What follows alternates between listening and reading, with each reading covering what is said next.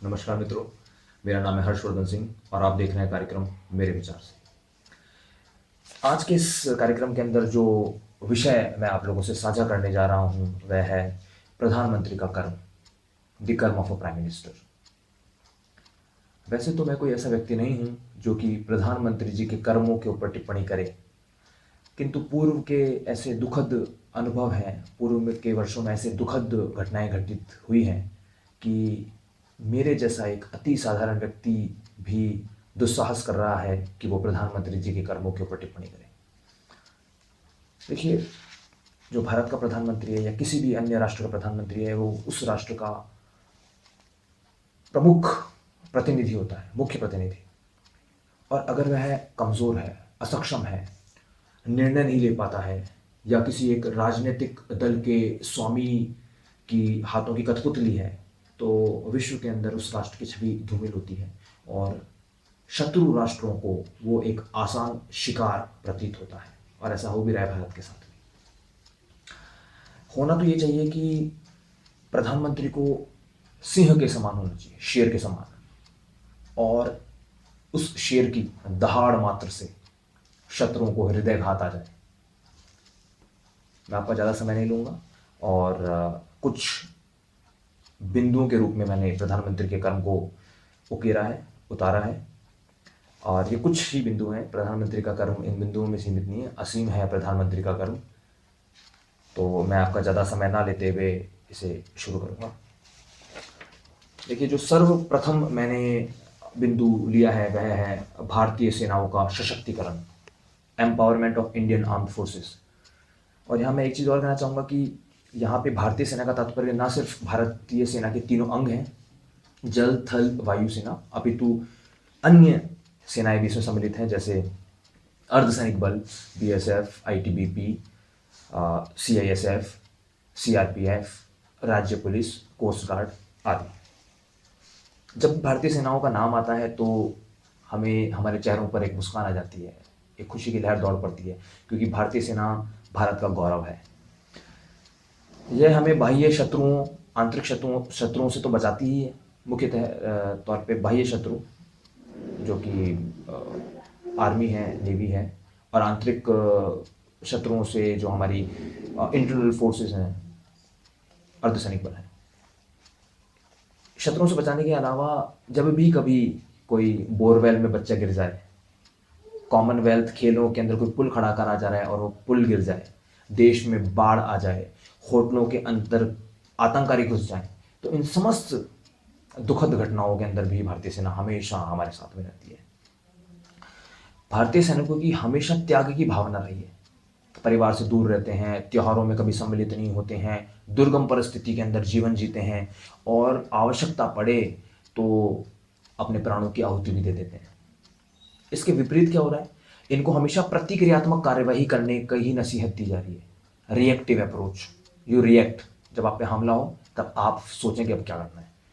शत्रु पर हम जब भी सीज फायर करता है शत्रु, सीज फायर का उल्लंघन करता है शत्रु, और उसके बाद में हम पे बम गिराता है, गोले बरसाता है, तो हमेशा शांति बनाए रखने के निर्देश सैनिकों को दिए जाते हैं।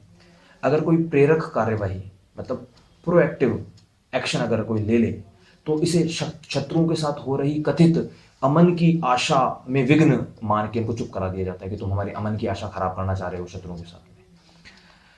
सैनिकों द्वारा अगर गलती से कोई बेचारा आतंककारी मर जाए, तब तो बहुत ही और भी दुर्गम परिस्थिति हो जाती है सैनिकों के लिए। मानवाधिकार वाले आ जाते हैं उस मरे हुए आतंककारी का पक्ष लेने के लिए और कहते हैं कि इसके मानवाधिकार का आपने हनन कर दिया है। देखिए, हम पर हमेशा से हमले होते आए हैं और हमारी एक ही कार्यवाही रही है कि हम हमलों का एक जवाबी कार्रवाई ही करते हैं। हमारी तरफ से कोई प्रोएक्टिव या प्रेरक कार्रवाई नहीं होती, चाहे इसे बाहर से हमले हों चाहे आंतरिक हमले हों। अब देखिए, मैं आप लोगों के सामने एक समाचार पत्र के अंदर एक आर्टिकल छपा था, मैं उसके कुछ बिंदु हैं वो आप लोगों से साझा करूंगा। 11 मार्च 2014 सुकमा जिला छत्तीसगढ़, 15 जवान शहीद। 17 मई 2011 छत्तीसगढ़ के दंतेवाड़ा जिले में सीआरपीएफ के 5 जवानों की हत्या। 8 मई 2010 छत्तीसगढ़ के बीजापुर जिले में बुलेट प्रूफ वाहन उड़ाया, 8 सीआरपीएफ जवान शहीद। 6 अप्रैल 2010, देखिए सबसे बड़ा हमला, दंतेवाड़ा में नक्सली हमले में 76 सीआरपीएफ और पुलिस के जवान शहीद। 76 सीआरपीएफ और पुलिस के जवान शहीद हो गए। इसके अलावा और बहुत सारी इसमें लिखी हुई घटनाएं, मैं ज़्यादा समय नहीं लेना चाह रहा। 4 अप्रैल 2010 11 जवानों की मौत, 15 फरवरी 2010 24 जवान शहीद, 13 अप्रैल 2009 10 पैरामिलिट्री जवान शहीद। इसी प्रकार से और भी आगे तक ये समस्याएं हटी। तो आप देख रहे हैं किस प्रकार से हमारे जो सैनिक हैं वो मरने के लिए न्यौछावर किए जा रहे हैं। इससे मनोबल के अंदर, सैनिकों के मनोबल में बहुत भारी गिरावट होती जा रही है। जो ये सैन्य संस्थाएं हैं इनकी विश्वसनीयता पे प्रश्न उठ रहे हैं, और साथ ही साथ जो विश्व है उसमें हमारे देश की एक कमज़ोर राष्ट्र की छवि बनती जा रही है। शत्रु राष्ट्र समझ गया है कि यह राष्ट्र कुछ करने वाला तो है नहीं, इसके ऊपर हमला कर दो। ये लोग सिर्फ एक ही चीज़ जानते हैं, मुंह खोलेंगे और निंदा करेंगे। जब भी हमला होगा तो जो राजनेता हैं वो कहते हैं हम इसकी निंदा करते हैं, और इसके अलावा वो कुछ नहीं करेंगे। एक मैं यहाँ पर तुलना करना चाहूँगा चीन के साथ में। चीन एक ऐसा राष्ट्र है जिसे 1949 के अंदर स्वतंत्रता मिली भारत के बाद में। और आप सब जानते हैं कि चीन आज किस क्षमता का राष्ट्र है। वित्तीय वर्ष 2013-14 का जो रक्षा बजट था चीन का, वो भारत के रक्षा बजट से 3 गुना था। साथ ही साथ इस वर्ष जो भारतीय सेना का जो रक्षा बजट है, जो भारत ने जो रक्षा बजट है वो 10% की दर से बढ़ाया है। बहुत ही कम है यह रक्षा बजट। चीन का रक्षा बजट 2014-15, मतलब ये जो वर्ष चालू होने वाला है, वह एक अमेरिकी अखबार के अनुसार 148 अरब डॉलर होगा। अब ये क्या होता है 148 अरब डॉलर? उसको यूँ समझते हैं कि रूस, ब्रिटेन और जर्मनी, इन तीनों के अगर रक्षा बजट को जोड़ दिया जाए तो उससे भी अधिक।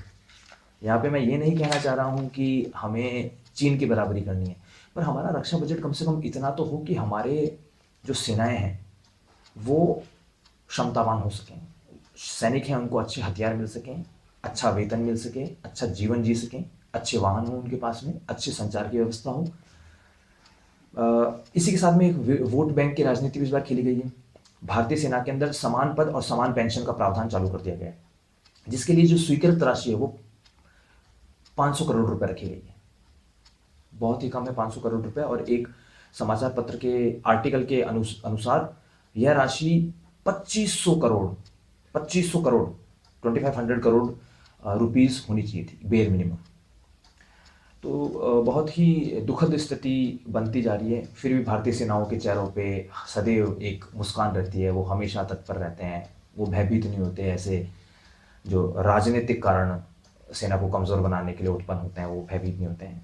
उपाय तो खैर मैं आपको क्या बताऊं, जो भी भारतीय सेना है उनके अधिकारी हैं, उन्हें निर्णय लेने की स्वायत्ता होनी चाहिए। रक्षा बजट अधिक होना चाहिए।